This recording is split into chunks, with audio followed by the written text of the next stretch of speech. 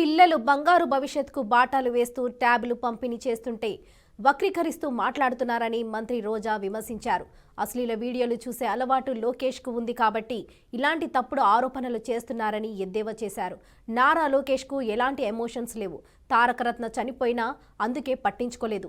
జగనన్న పాదయాత్రను చూసి పులిని చూసి నక్కవాతలు పెట్టుకున్నట్లుగా 4000 కిలోమీటర్లు 400 రోజులని చెప్పి 40 కిలోమీటర్లు కూడా కంటిన్యూగా నడవలేదని మంత్రి రోజా విమర్శించారు. పవన్ కళ్యాణ్, చంద్రబాబు, లోకేష్, బాలకృష్ణలను ప్రజలు తరిమికొట్టే రోజులు దగ్గరలోనే ఉన్నాయని రోజా ఎద్దేవా చేశారు.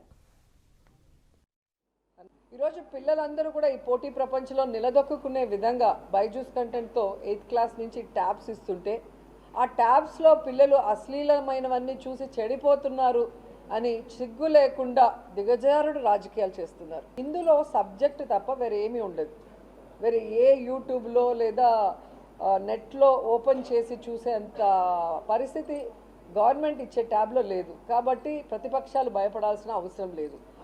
ఇలాంటివి లోకేష్ బాగా చూస్తాడేమో, అందుకే అతనికి ఎప్పుడూ కూడా ఇలాంటి ఆలోచనలు వస్తుంటాయని నాకు అనిపిస్తుంది. 400 రోజులు 4000 కిలోమీటర్లు నడుస్తానని పులిని చూసి నక్క వాత పెట్టుకున్నట్టు జగనన్న పాదయాత్రను చూసి ఏదో చెయ్యాలని ప్రారంభించాడు. అతను ఎంత ఐరన్ లెగ్ అనేది ఆ యువగళం పాదయాత్ర స్టార్టింగ్ డేనే తెలిసిపోయింది. ఆయన ఇంట్లో రిలేటివ్ అయిన తారకరత్న ఆయన కళ్ళ ముందరే చనిపోతుంటే కూడా పట్టించుకొని ఎమోషన్ లేని ఫెలో ఐరన్ లెగ్ అనే చెప్పచ్చు లోకేష్ని.